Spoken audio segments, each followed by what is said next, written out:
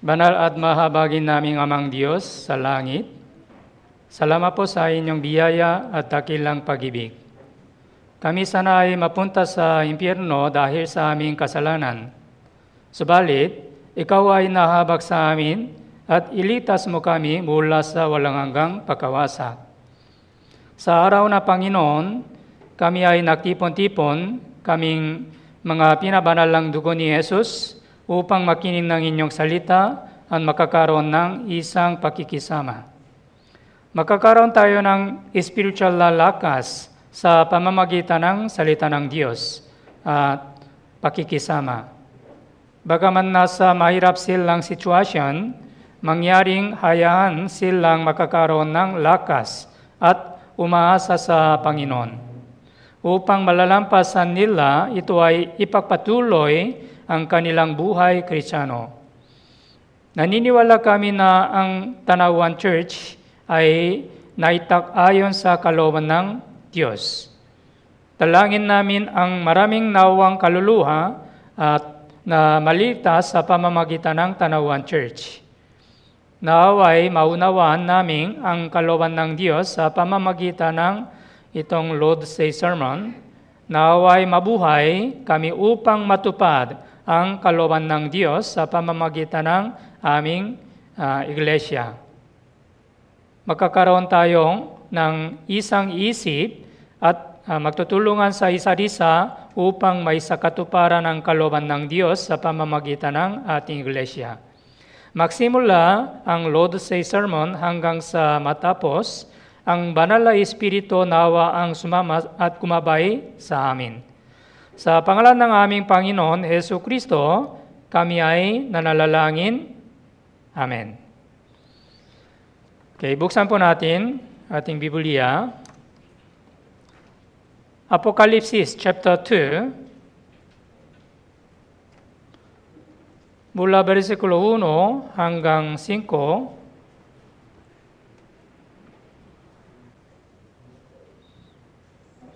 Apokalipsis chapter 2, mula versikulo 1 hanggang 5.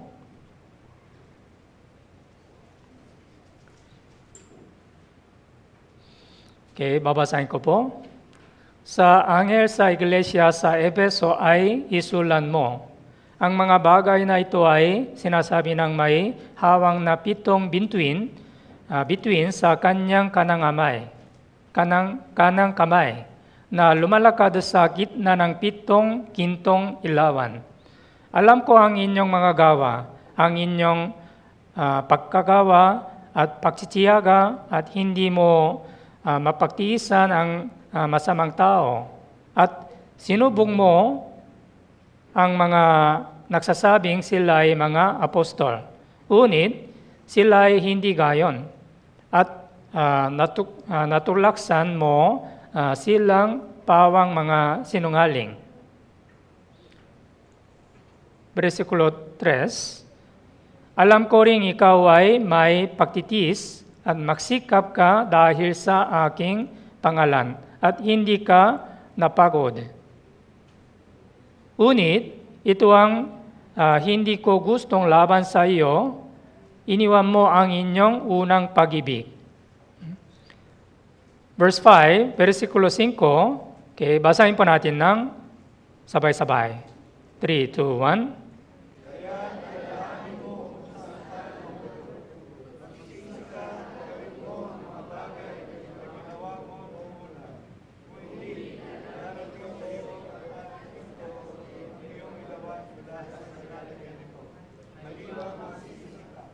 Okay, sa araw na ito, pag-isipan po natin itong versikulo, Apokalipsis chapter 2, mula versikulo 1 hanggang 5, lalo na versikulo 4 at 5, ngunit ito ang hindi ko gusto laban sa iyo, iniwan mo ang inyong unang pag-ibig.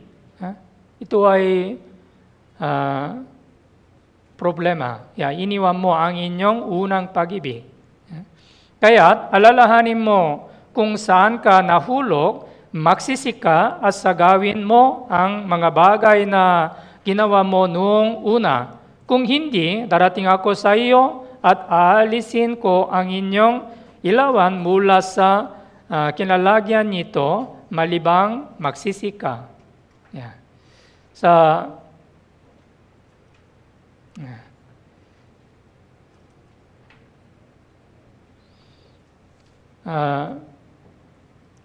Ayon sa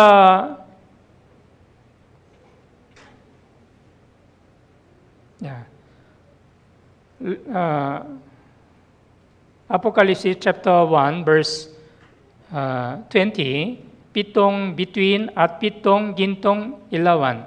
Una sa lahat, pag-isipan po natin, ano po ibig sabihin nito? Ang ibig sabihin ng pitong bituin ay mga anghel ng pitong iglesia. Ang Panginoon ay may hahalin tulad sa araw na tayo ay kagaya ng mga bituin na umiikot dito. Ang gawin ang mga bituin ay ipaalam sa tao ang dahan ng mga nasa dilim. Yeah. Dapat din nating akayin ang mga taong nasa kadiliman kay Jesus, pitong ilawan, pitong gintong iglesia. Yeah. Ayon sa Apocalypse chapter 1 verse 20, ang hiwaga ng pitong bituin at ang pitong gintong ilawan. Sa pamamagitan ng itong bersikulo, maunawan natin ano pong ibig sabihin, pitong bituin at pitong ilawan. 7 stars, angels of the 7 churches. 7 golden lampstand, ibig sabihin, 7 churches, pitong iglesia.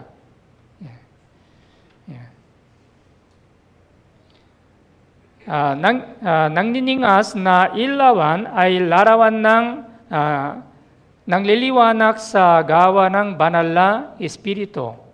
Ayon sa Levitico chapter 24 verse 2, upang patuloy na maningas ang ilawan. Tuloy-tuloy. Ibig sabihin, gawa ng Espiritu Santo ipapatuloy sa iglesia. Ayon sa Biblia, buksan po natin, Ikalawang Korinto, chapter 6, verse 16. Ikalawang Korinto, chapter 6, verse 16.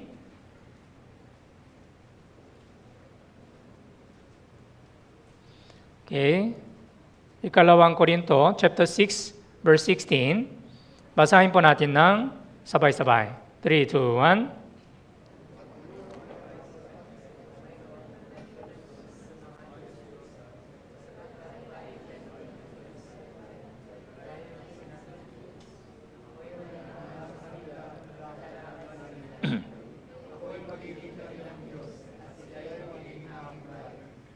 Ayon sa bersikulo ito, sapagkat tayo ay templo ng Diyos na buhay.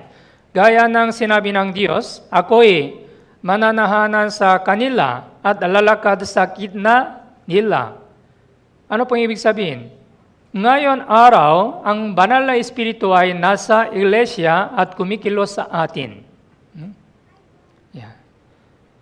Ako'y mananahanan sa kanila at lalakad sa gitna nila. Ako'y maging kanilang Diyos at sila'y maging aking bayan. Ayon sa Apocalypse chapter 2 verse 2, alam ko ang inyong mga gawa. I know your works. Ang Panginoon ay nakababatid ng lahatan. Ibig sabihin, alam niya ang lahat ng mga bagay. I know your works. Ikalawa, Apocalypse chapter 2, verse 3, verse 2, alam ko ang inyong mga gawa, ang inyong pagkagawa at pagtitiyaga. Verse 3 also, alam ko rin ikaw ay may pagtitiis, magsikap ka dahil sa aking pangalan at hindi ka napagod. Ano pong ibig sabihin? Alam niya lahat ng bagay. Ating buhay, ano ang ginagawa. Ayon sa unang Samuel chapter 16, verse 7, ang tao ay tumitingin sa panlabas na anyo. Yeah, men will look at only outward appearance. Ang tao ay tumitingin sa panlabas na anyo. Unit, ang Panginoon ay tumitingin sa puso. Alam ng Diyos ang lahat ng ating mga gawa, pagkagagawa at pagsisiyaga. Yeah. Halimbawa, pagkatapos ng Sunday sermon na obserbahan ko, may ilang brother at sister na nang nilinis ng CR. Kahit ang ibang brothers and sisters ay umuwi na ng bahay. May ilang mga brothers and sisters gumagawa ng tahimik kahit alam man ito ng ibang tao o hindi. Kahit na wala silang matatanggap ng gantimpala sa mundong ito, alam ng Diyos kung sino ang taos, pusong gumagawa sa Diyos. Ini-record ang Diyos ang kanilang mga gawa. Totoo po ito. Alam niya lahat ng bagay. Ayon sa Malakay chapter 3, buksan po natin Biblia. Malakay chapter 3, verse 16. Malakay chapter 3, verse 16.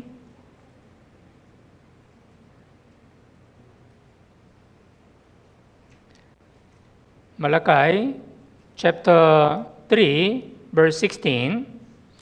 Okay, basahin po natin ng sabay-sabay. 3, 2, 1.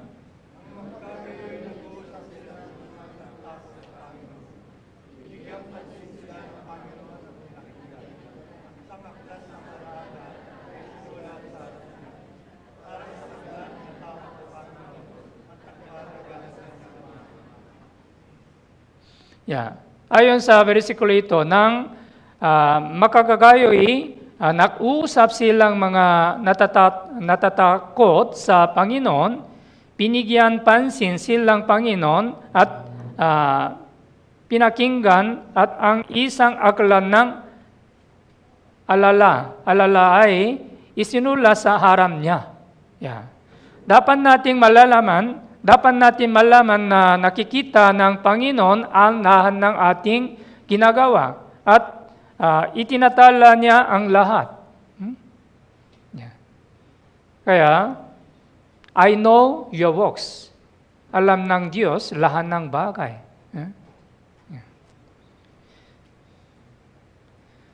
Apocalypse chapter 2, verse 4, Unit ito ang hindi ko gusto laban sa iyo, iniwan mo ang inyong unang pag-ibig. Ayon sa Apocalypse chapter 2, verse 4, meron pagsaway ng Diyos sa iglesia ng Efeso. Sa Apocalypse chapter 2, verse 4, mababasa natin ang pagsaway ng Panginoon sa iglesia sa Efeso. Unit ito ang hindi ko gusto laban sa iyo, iniwan mo ang inyong unang pag-ibig. Ito ay problema sa ating buhay Kristiyano. Noong una, masigasig na minahal at pinaglingkuran ng iglesia sa Efeso ang Panginoon. Unit, nang lumipas na panahon, nawala ang inin ng kanilang unang pag-ibig sa Kanya. Naging malamig Kanyang pag-ibig. Ito ang dahilan kung bakit sila sinaway ng Panginoon. Naintindihan niyo po? Efeso chapter 2, verse 3 hanggang 5. Efeso chapter 2, mula versikulo 3 hanggang 5, from verse 3 hanggang 5. Pag-isipan po natin, ano ang unang pag-ibig? Okay, babasahin ko po. At tayo, nooy katutubong mga anak ng kapuotan, gaya naman ng mga iba. Unit ang Diyos, palihasay, mayaman sa awa dahil sa Kanyang malaking pag-ibig sa atin. maging noong tayo ay mga patay sa pamamagitan ng ating mga pagsuway.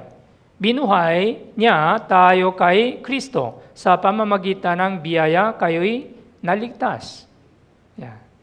Bago tayo maligtas, ang ating kaparalan ay walang hanggang pagkawasak. Tayo ay mga likas na anak ng kaputan. Subalit, tayo ay naligtas sa pamamagitan ng biyaya ng Diyos. Kaya, ayon sa Efeso chapter 2, verse 8, sapagkat sa biyaya, kayo'y naligtas sa pamamagitan ng pananampalataya. At ito'y hindi sa pamamagitan ng inyong sarili. Ito'y kalooban ng Diyos. Kung wala ang biyaya ng Diyos, hindi tayo maligtas. Hindi tayo maliligtas. Kaya dapat na huwag nating kalimutan ang pag-ibig ng Diyos.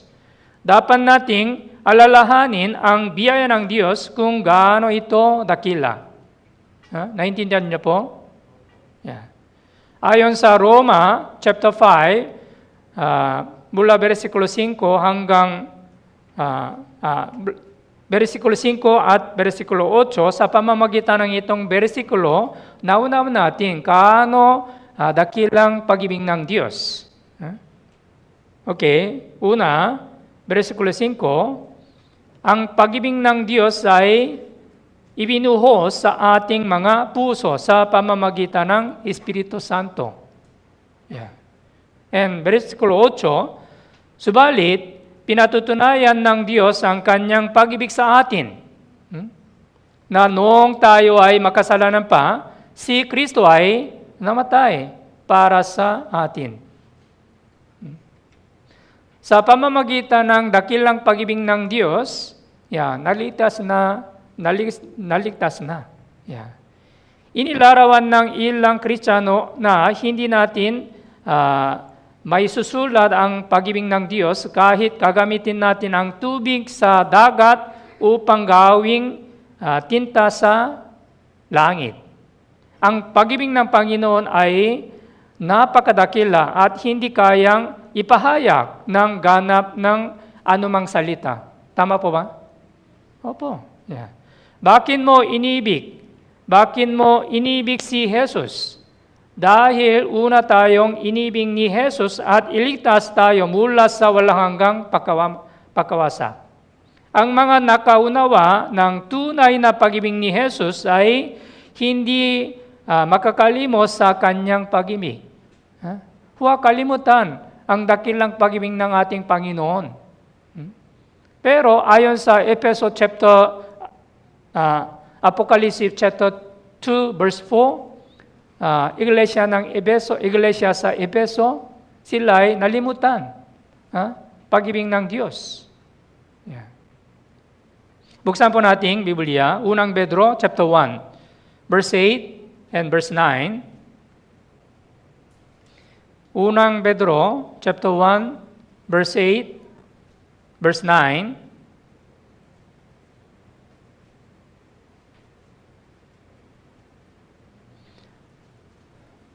Unang Pedro chapter 1 verse 8 and verse 9. Basahin po natin ng sabay-sabay. 3, 2, 1.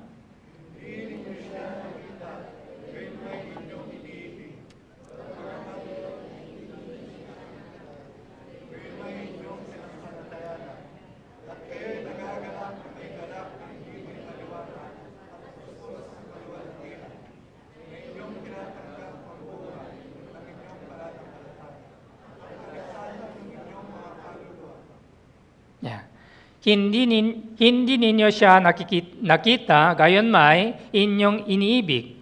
Bagamat ngayon ay hindi nyo siya nakikita, gayon may inyong sinasampalatayanan at kayo'y nagagalak, may galak na hindi may paliwanag at puspos ng kaluwalhatian.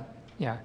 Noong ikaw ay maligtas sa unang pagkakataon, ikaw ay nasiyahan sa Panginoon lamang.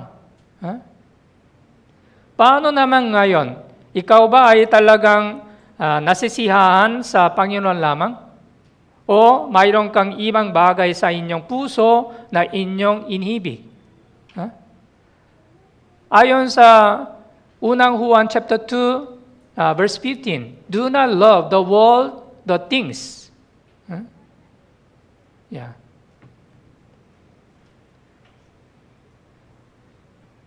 Ayon sa awit 73 verse 25, sabi dito, anong mayroon ako sa langit kundi ikaw, at liban sa iyo'y wala akong anumang ninaasa sa lupa. Yeah. Ito ay puso ng tunay na born-again Christian. Ngunit, ayon sa Apocalypse chapter 2 verse 4, sabi dito, iniwan mo ang inyong unang pag-ibig. Yeah? Iniwan mo ang inyong unang pag-ibig. Ang talatang ito ay tunay na nakapagpalungkot sa ating mga puso. Hebrews chapter 10 verse 38. Okay, buksan po nating Biblia. Mga Hebreo chapter 10 verse 38. Mga Hebreo chapter 10 verse 38.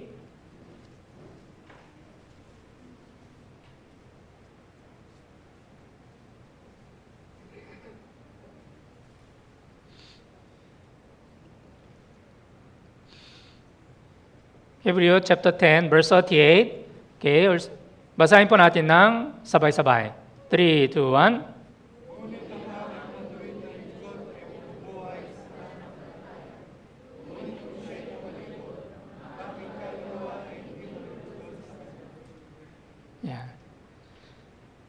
Ngunit kung siya ay tumalikod, ang aking kaluluwa ay hindi malulugod sa kanya. Naintindihan niyo po? Yeah. Noong tayo ay naligtas, tayo ay nagising. Subalit pa unti-unti tayo bumabasak sa pagkakatulog. Sinasabi ng Biblia na kapag lumamig ang ating pag-ibig sa Panginoon o umaatras ang ating buhay pananampalataya, nawala ang kagalakan ng Panginoon sa atin. We cannot please God.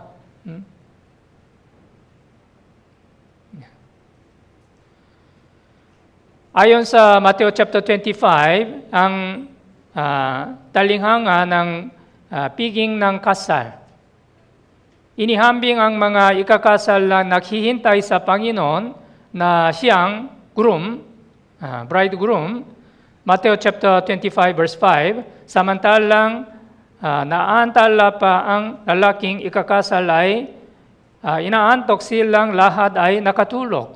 Subalit habang naantala ang lalaking ikakasal, sila ay inaantok at nakatulog. Yeah. Halimbawa, ang lalaki at babae ay unang pagtatapo sa malalim ang pangmamahalan nila sa isa't isa sa una. Subalit, ang pag-ibig nila ay nalalamig habang lumipas ang panahon, libang maging maingat sila. Bakit nalalamig ang pag-ibig? Bakit po?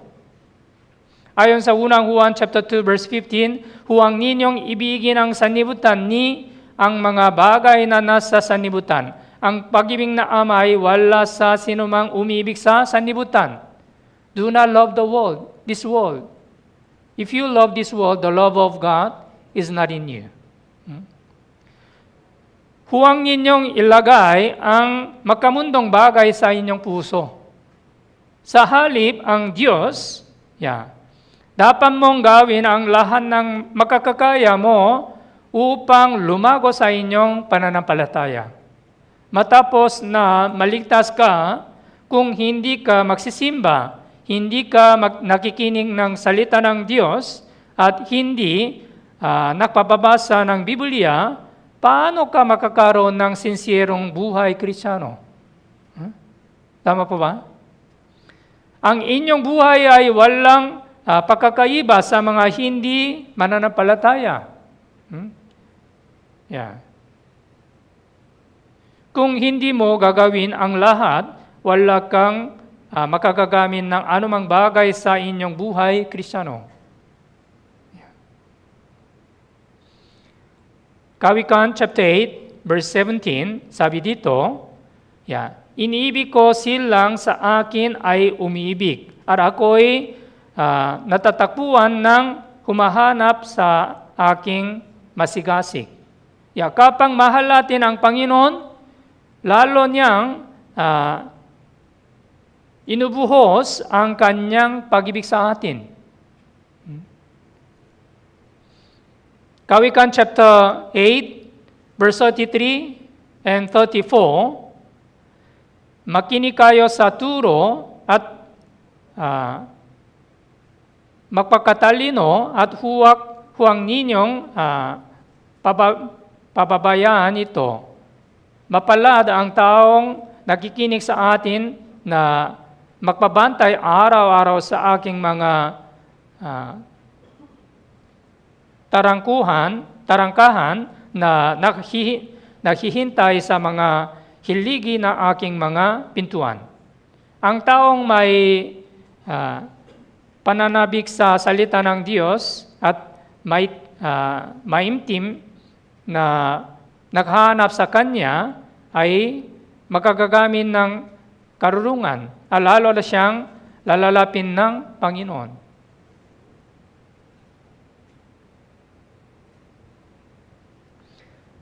Roma chapter 8, from verse 35 hanggang 37. Roma chapter 8, verse 35 hanggang 37.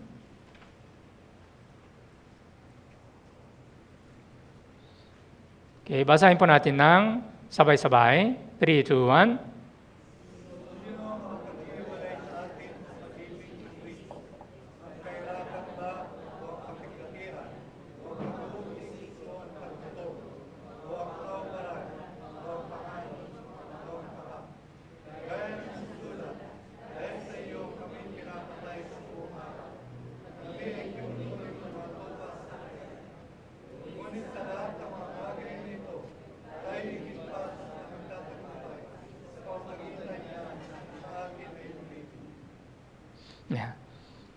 So, kailangan natin ingatan ang unang pag-ibig hanggang sa huli. Ang unang pag-ibig na ating tinanggap ay kailangan magpapatuloy hanggang sa huli. Sa pamamagitan ng itong bersikulo Roma chapter 5, mula bersikulo 35 hanggang 37, maunahan natin ano ang dakilang pag-ibig ni Kristo. Sino ang makapaghihiwalay sa atin sa pag-ibig ni Kristo? Meron po ba? Anong bagay? Ang kahirapan ba o kapighatian o pag-uusig, ang takutom, ang kahubaran, ang panganib o tabak. Verse 37, Ngunit sa lahat ng mga bagay na ito, tayo ay higit pa sa nagtatakumpay sa pamamagitan niya na sa atin ay umiibig. Walang anumang pagkapaghihiwalay sa ating pag-ibig ng Panginoon. Hebrew chapter 3, verse 14, mga Hebrew chapter 3, verse 14,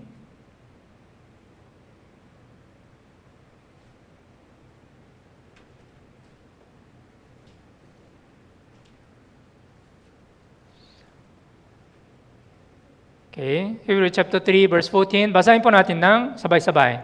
3, 2, 1.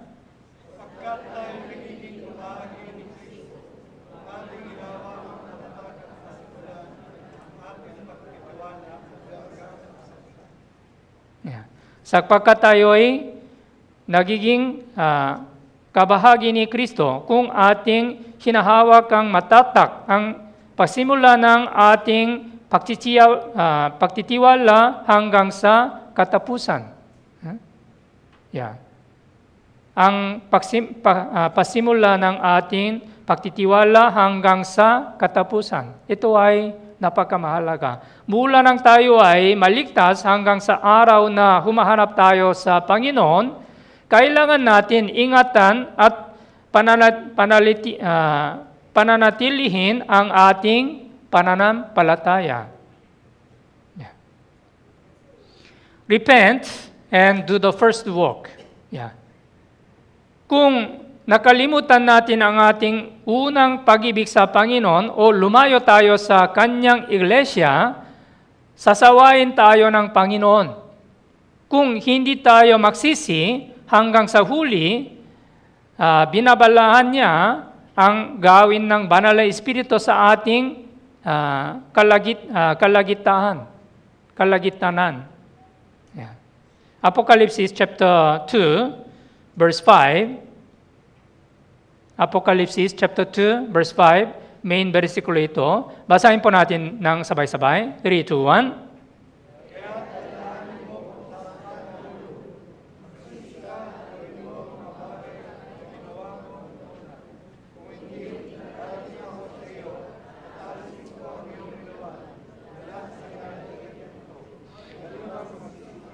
Yeah, ito ay napakamahalagang mensahe sa panahon natin.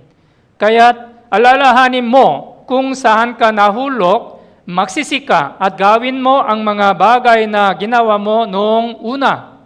Kung hindi, darating ako sa iyo at alisin ko ang inyong ilawan mula sa kinalagyan nito malibang magsisi ka. Kaya magsisi at gawin mo ang ginawa mo noong una. Kung hindi ka magsisi, aalisin ko ang inyong ilawan sa kinalagyan nito.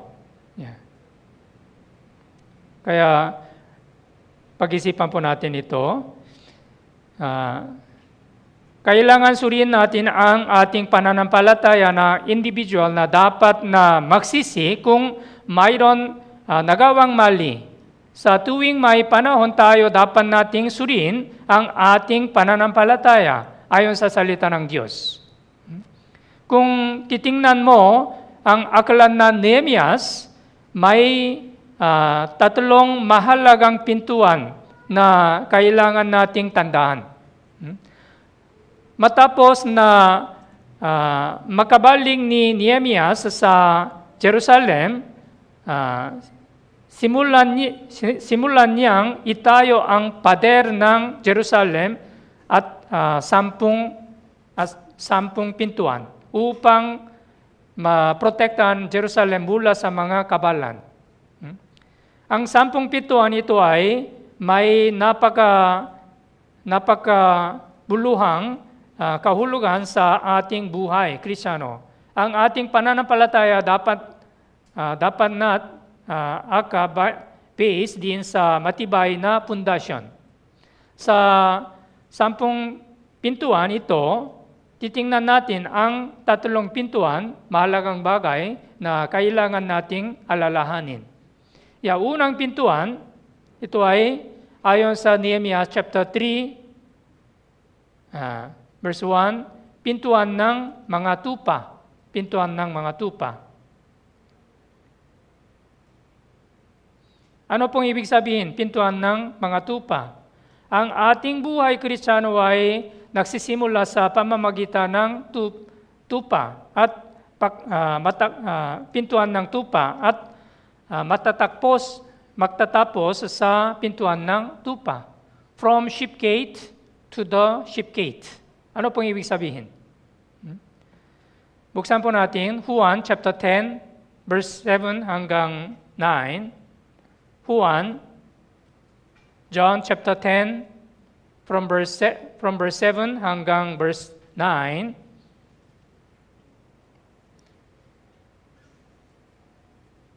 Okay, babasahin ko po. Kaya muling sinabi sa kanila ni Jesus, katotohanang sinasabi ko sa inyo, ako ang pintuan ng mga tupa. Ang lahat ng mga nauna sa akin ay mga tulisan ng mga nangnanakaw. Subalit hindi sila pinakinggan ng mga tupa.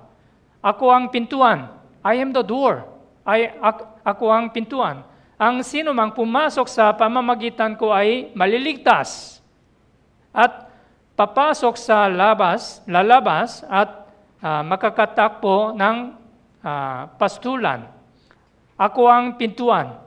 Ang sino mang pumasok sa pamamagitan ko ay maliligtas at papasok sa at lalabas, matatakbo ng pastulan. Si Jesus ang pintuan upang makapasok sa langit. Sabi niya, ako ang pintuan. I am the door. Ayon sa Biblia, Juan chapter 1 verse 29, kinabukasan nakita ni Juan si Jesus na lumalapit sa kanya at kanyang sinabi, narito ang godero ng Diyos na nag-aalis ng kasalanan ng sanlibutan. Behold, the Lamb of God who takes away sin of the world. Bakit si Jesus pumarito sa mundong ito? Upang iligtas ang mga makasalanan. Ang dugo ni Jesus ang pasimula ating buhay sa iglesia at ang katapusan. Silang mga dumaan sa pintuan ng tupa. Halimbawa, nakakamangha kapag ang isang sanggol ay isinilang. Subalit mas higit na nakakamangha na ang isang tao ay naipanganak na muli kumpara sa bagong silang na sanggol. Ang taong nakapasok sa pintuan ng tupa ay ang Kristiyano, ay nagiging bagong nilalang kay Kristo. Sabi dito, 2 Korinto chapter 5, verse 17. Kaya kung ang sino man ay na kay Kristo, siya ay bagong nilalang. Ang mga lumang bagay ay lumipas na. Tingnan nyo, ang lahat ay naging bago. Bago tayo maligtas, nagagawang maraming kasalanan. Pero pagkatapos ng kaligtasan, pagkatapos ng natanggap ng kaligtasan, nagiging bagong nilalang. Sabi dito, ang lumang bagay ay lumipas na. Tingnan nyo, ang lahat ay naging bago. New creation in Christ, in Jesus Christ. Ako ba talaga ay dumahan na sa pintuan ng tupa? Napakamaraming born-again Christians, subalit ang ilan sa kanila ay namumuhay na kagaya ng mga hindi mananampalataya. Dapat nating isipin na ako ba ay may tunay na titiwala na tumayo sa harap ng Panginoon? Dapat nating alalahanin na mayroon ding mga huwad na kapatid sa simbahan. Si Apostol Pablo dati ay nasa panganim ng mga huwad na kapatiran. First brethren, peke ito. Si Akan ay nasa gitna ng mga Israelita, subalit wala siyang pananampalataya sa Diyos. Kung kaya, itinago niya ang ginto at balabal sa tolda. Sa halip, si Lahab ay isang babayang hentil na nasa Jericho, subalit mayroon siyang pananampalataya sa Diyos. Kung kaya siya ay tunay na naliwala sa salita ng Diyos, kahit ang ilang miyembro ay naninirahan sa simbahan, subalit maaaring mayroon paring taong na walang pananampalataya. Dapat nating suriin ang ating sarili bilang taong nakapasok sa pintuan ng tupa. Paano tayo namumuhay? Naintindihan niyo po? Ikalawang Korinto, chapter 13, verse 5. Ikalawang Korinto, chapter 13, verse 5.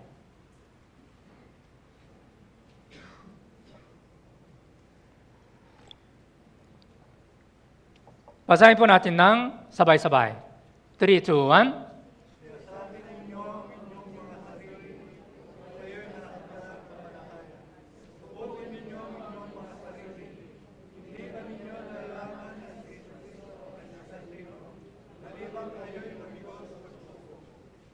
Yeah. Sinasatin ninyo ang inyong mga sarili kung kayo'y nasa pananampalataya. Subukin ninyo ang inyong mga sarili. We must examine our faith. Examine your faith, whether you are in the faith or not. Yeah. Paano naman ating buhay Kristiyano? Namumuhay tayo para sa kaluwalhatian ng Diyos or para sa atin? Yeah. Pag-isipan. Okay, Nehemiah chapter 3, verse 3, ikalawa, pintuan ng mga ista. Yeah. Ayon sa Nehemiah chapter 3, verse 3, ang pintuan ng mga ista. Yeah. Ano pong ibig sabihin, pintuan ng mga ista? Si Jesus ay pumarito sa sanlibutan upang iligtas ang mga kaluluwang hindi pa ligtas. Bakit pumarito si Jesus sa sanlibutan? Bakit po? Siya ay pumarito upang iligtas ang kaluluwang hindi pa ligtas. Napakamaraming nawawalang kaluluwa sa tanawan dito.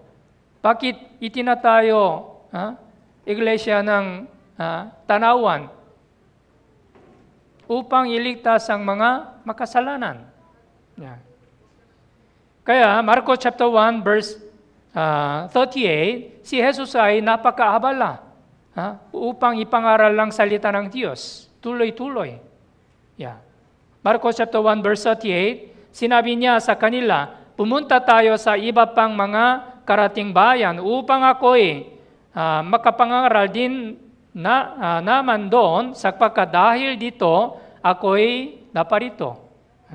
Dapat alam natin ang layunin ng ating buhay bilang tao makakapasok sa pintuan ng ista.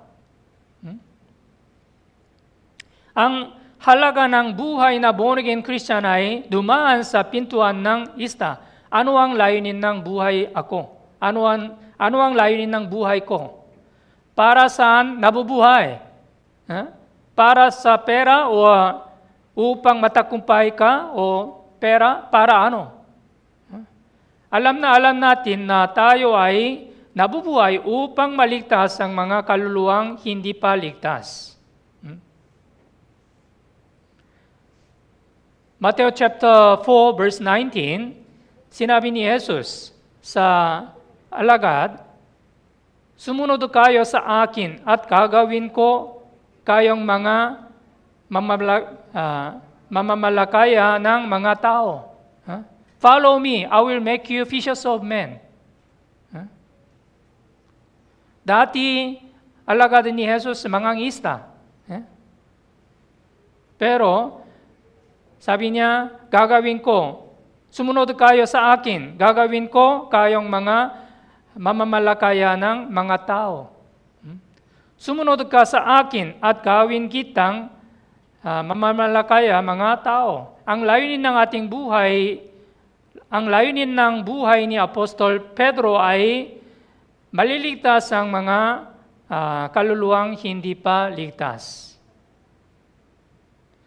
Kilala mo ba si Hudson Taylor? Sikat na misyonaryo sa China mula sa England. Misyonaryong mula sa England na pumunta sa China upang ipangaral ang Ebanghelyo. Marami siyang dinadalang kaluluwang naliligaw sa Panginoon habang siya ay nananatili sa China. Nang siya ay nakasakit, siya ay bumalik sa England. Subalit, patuloy niyang ipinalalangin ang China habang nakatingin sa mapa ng China, habang siya ay nananatili sa ospital. Ang dumaan sa pintuan ng mga isda ay may malinaw na layunin ng buhay. Awit 118, verse 17. Alam natin itong bersikulo. Hindi ako mamamatay, kundi mabubuhay. Arang mga gawa ng Panginoon ay isasalaysay. I shall not die, but live, will declare the works of the Lord. Sila ay tunay na nananais ang miyembro ng kanilang pamilya, kaibigan, at maraming tao na maligtas. Kailangan natin matatangin ang pintuan ng isda bilang born-again Christian at makakaroon tayo ng mas higit na malinaw na layunin ng buhay. Dapat natin alamin ano ba ang tunay na pinakamahalagan ko sa buhay. Mayroon 3 pintuan sa Milano Cathedral. Kung pumunta kayo sa Italy, mayroon 3 pintuan sa Milano Cathedral. Unang pintuan, losas ay nakaukis sa unang pintuan. Ano pong ibig sabihin? Losas. Bawat bulaklak ay malalanta pagdating na panahon, ang mundo ito ay pansamantala. Ikalawang pintuan, krus ay nakaukit. Krus. Ano pong ibig sabihin? Krus. Ang mga pagturusa sa mundong ito ay pansamantala rin. Tama po ba? Temporary. Ikatlong pintuan, meron sentence, ang pinakamahalagang bagay ay walang hanggang bagay. Ano pong walang hanggang bagay sa ating buhay? Kaligtasan. Eternal life. Walang hanggang buhay. Kung gayon, ang mga nabubuhay para sa walang hanggang bagay ay matalinong tao. Tama po ba? Ang mga tunay na sumunod kay Jesus ay mayroong pagkahumaling na maliligtas ng mga kaluluwang hindi pa ligtas. Alam natin, noong 1912, ang Titanic lumubog, walang nakalibre sa harap ng kamatayan. Mayaman man o mahirap, maging mga matataas o mabababa, maging sikat man o hindi kilala, ito ay tunay na totoo sa harap ng kamatayan, walang sinumang ang exception. Tama po ba? Lahat ng tao, mamamatay. Pagkatapos ng kamatayan, mayroong pag-ukom. Number 3, ikatlong pintuan, ito ay matandang pintuan. Ayon sa Nehemiah chapter 3 verse 6, ang matandang pintuan. Ano pong ibig sabihin nito? Matandang pintuan. Lumang pintuan ito? Hindi po. Matandang pintuan, ibig sabihin, ano ang katotohanan? Isa sa katangian ng katotohanan ay hindi nababago. Tama po ba? Ang pananampalataya ng Kristiyano ay ayon sa katotohanan. Kung kaya ang ating pananampalataya ay hindi dapat pagpabago-bago anumang sitwasyon. Naintindihan niyo po? Ayon sa Hebrew chapter 13 verse 8, si Jesu Kristo, siya ay ring kahapon, ngayon, at magpakailanman. Ano pong ibig sabihin? Jesus Christ, yesterday, today, and forever. Magpakailanman. Hindi nagpapabago. There is no changes.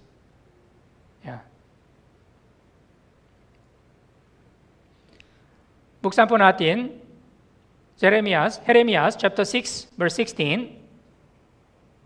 Jeremias chapter 6 verse 16.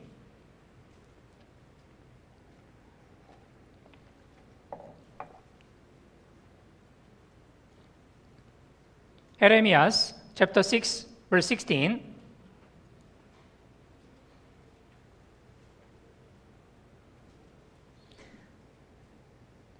Okay, basahin po natin ng sabay-sabay. 3, 2, 1.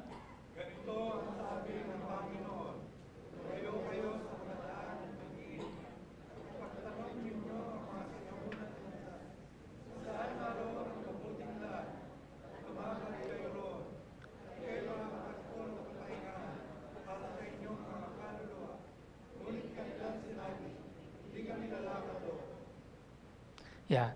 Tumayo kayo sa mga daan at tumingin at ipagtanong ninyo ang mga sinaunang landas kung saan naroon ang mabuting daan at lumakad kayo roon. Huh? Yeah. Ask all the path. Huh? Sinang unang landas. Ito sinang unang landas. Ibig sabihin, mabuting daan. At lumakad kayo roon. Yeah. Ang sinang unang landas ay ang daan ng katotohanan at ang matuwid na landas ng pananampalataya. Kung saan patuloy at tapan nating sinusunod ang Panginoon ng hindi lumilihis o nagpapabago. Jeremias chapter 18, verse 15. Jeremias chapter 18, verse 15.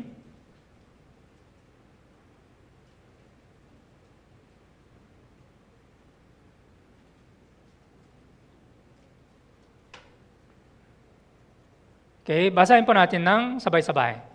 3, 2, 1.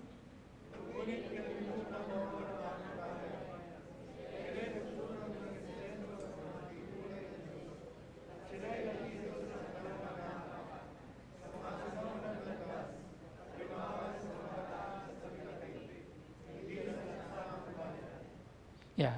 Unit kinalimutan ako ng aking bayan. Israelita, nakalimutan ang dakilang pag-ibig ng Diyos, awa ng Diyos. Yeah. Natanggap natin ang dakilang pag-ibig nang tayo ay naligtas. Subalit, ang pag-ibig ay nalalamig habang lumipas ang panahon. Dapat nating malalaman kung ano ang tunay na mahalaga. Dapat nating ingatan ang mahalagang bagay sa halin na matatamo ang bagong bagay. Yeah. Unang Juan chapter 2 verse 24. Unang Juan chapter 2 verse 24. Unang Juan chapter 2 verse 24. Okay. Itong bersikulo. Okay, basahin po natin ng sabay-sabay. 3, 2, 1.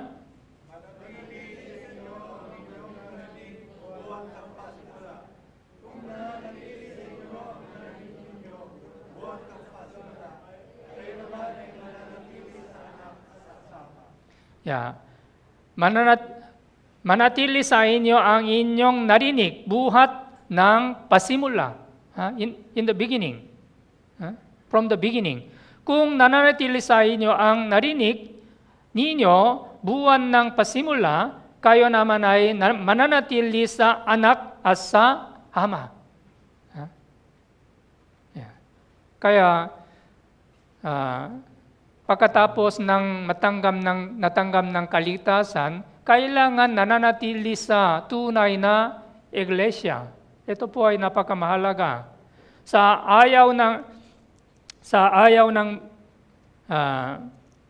Ang ayaw ng bagay na paulit-uli, laging nakahanap ng makabago, subalit silang sumusubong na magkatakbo ng bago ay dapat maging maingat at na hindi mawala ang tunay na mahalagang bagay. Kung may isang tao na magtuturo ng marami at iba't ibang bagay sa mga tao, hindi nila maunawan kung ano ang mahalagang bagay. Dapat nating panghawakan ang napakahalagang katurungan ng Biblia sa halim na ipilit ang mga bagong bagay. Ang mga Athens sa Greece, sa nais ng mga bagong bagay, subalit hindi nila alam kung ano ang tunay na mahalagang bagay. Mayroon mga taong iniibig na mga bagong katuruan, ang mga bagong bagay, subalit ito ay hindi laging mabuti sa ating pananampalataya. Halimbawa, ating Bible seminar. Alam natin lahat ng nilalaman ng ating mga Bible seminar.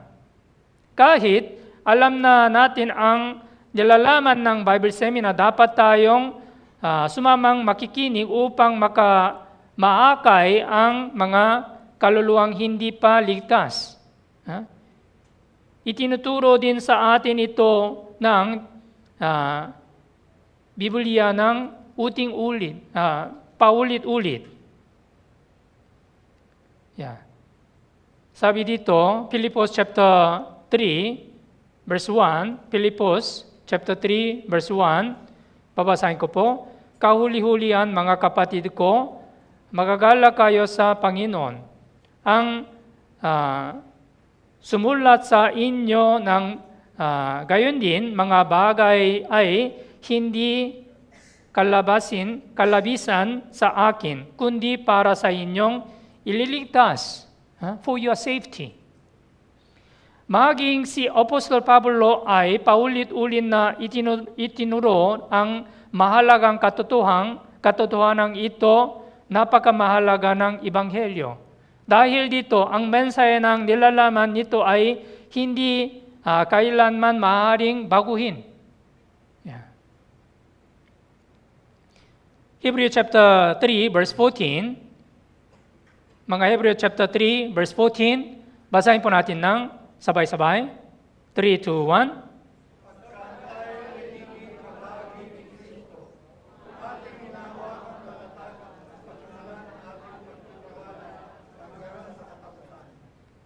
Sapagkat tayo ay nagiging kabahagi ni Kristo kung ating hinahawak ang matatag ang pasimula ng ating pagtitiwala hanggang sa katapusan.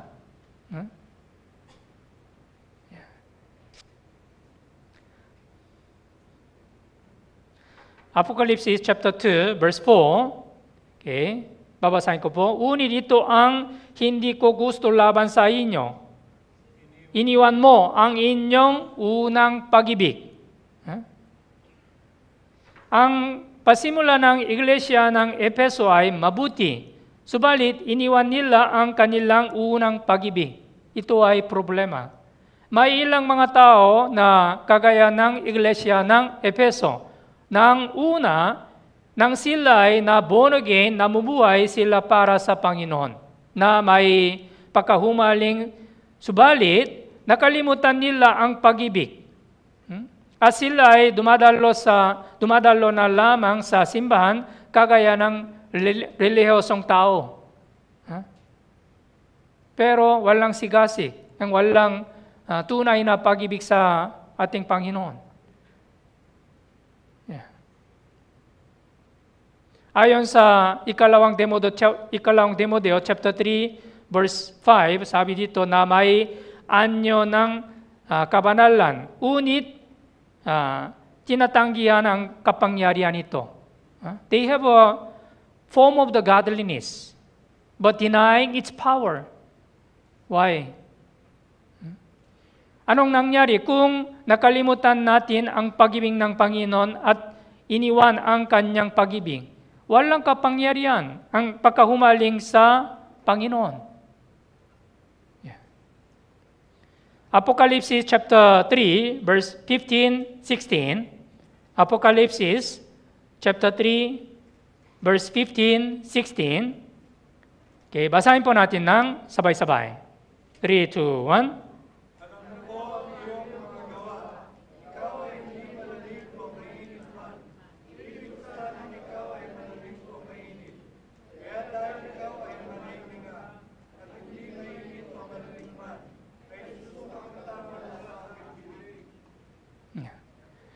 Alam ko ang inyong mga gawa. Ikaw ay hindi malamig o mainit man. Ibig ko sanang ikaw ay malamig o mainit.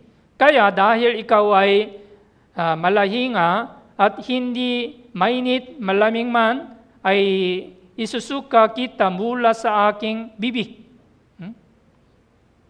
Ang muling pagdating ni Jesus ay napakalapit na, subalit napakamaraming Kristiyano ay natutulog.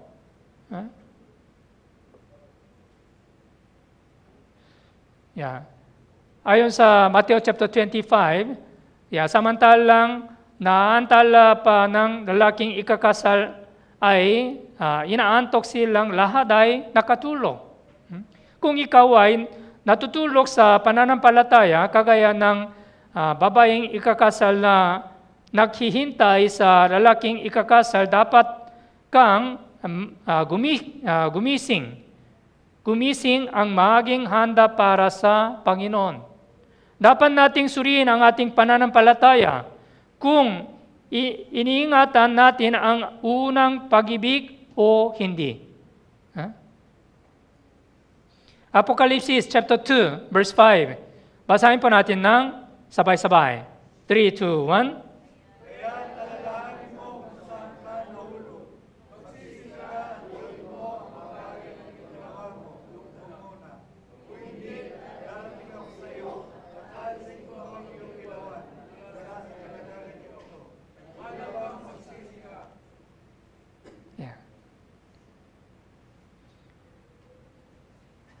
Kaya't alalahanin mo kung saan ka nahulog, magsisika at gawin mo ang mga bagay na ginawa mo noong una. Kung hindi, darating ako sa iyo at aalisin ko ang inyong ilawan mula sa kinalagyan nito, malibang nagsisika. Malibang magsisika. Kung alam mo kung ano ang mali o may tatama mo ang maling bagay, subalit kung hindi mo alam ang mali, hindi mo ito may tatama. Kailangan natin suriin ating sarili ayon sa salita ng Diyos. Kung tayo ay nasa pananampalataya o hindi, o wala. Ngayon, ito ay nasa gitna ng 2026, July 2026. Kung ikaw ay hindi naging tapat sa taong ito, kailangan mong suriin ang inyong buhay Kristiyano at pagsisihan ang maling bagay sa harapan ng Panginoon. Kung nakalimutan mo ang unang pag-ibig, dapat mong ibalik ang unang pag-ibig sa Panginoon. Dapat nating ilagay sa ating isipin, tayo ay nabubuhay sa katapusan ng panahon. Ang muling pagdating ni Jesus ay napakalapit na. Paano mo gustong tumayo sa harapan ng Panginoon? Wala na tayong sapat na oras para mabubuhay para sa Panginoon. Huwag mong sayangin ang inyong buhay sa mga walang kabuluhang bagay. Naintindihan niyo po? Efeso, buksan po natin ang Biblia. Efeso chapter 5, verse 15 hanggang 16. Efeso chapter 5, verse 15, 16.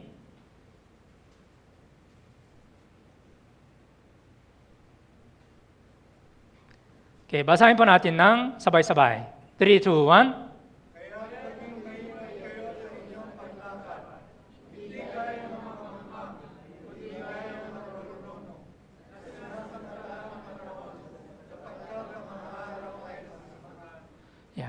Kaya maingat kayo sa inyong paglakad, hindi gaya ng mga mangmangmang, kundi gaya ng marunong, na sinasamantala ang panahon sa pag-arang mga araw ay masasama. Kahit na pare-pareho ang natatanggap nating kaligtasan, ang ating gantimpala at kaluwalhatian makakaiba ayon sa ating ginawa. Kung titingnan natin Apocalypse chapter 22, makakaiba ayon sa ating ginawa. Kung ikaw ay may tunay na pananampalataya, ang gawa ng pananampalataya ay mahahayak sa inyong buhay Kristiyano, hindi lamang sa salita.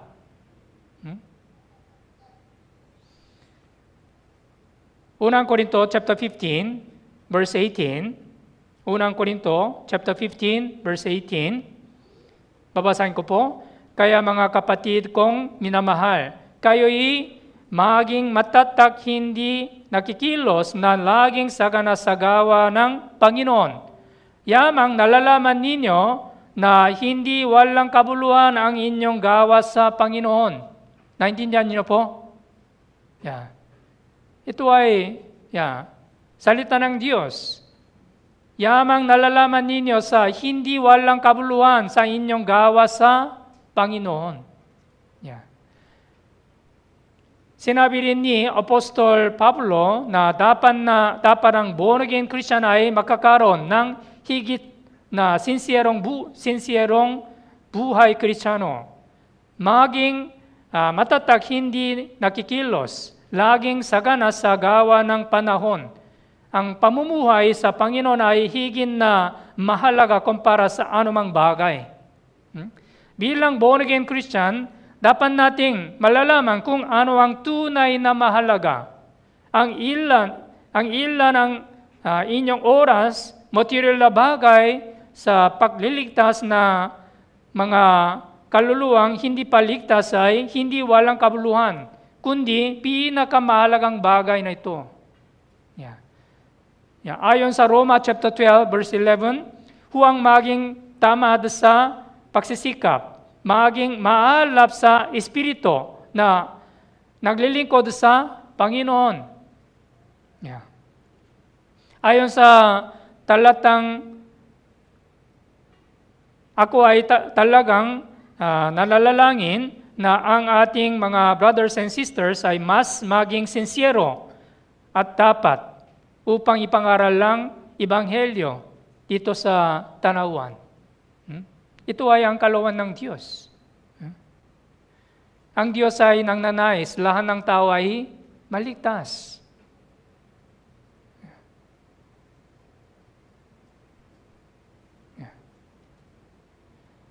Huwag maging tamad sa pagsisikap, maging mahalap sa espiritu na naglilingkod sa Panginoon. Okay, basahin po natin ng sabay-sabay. 3, 2, 1.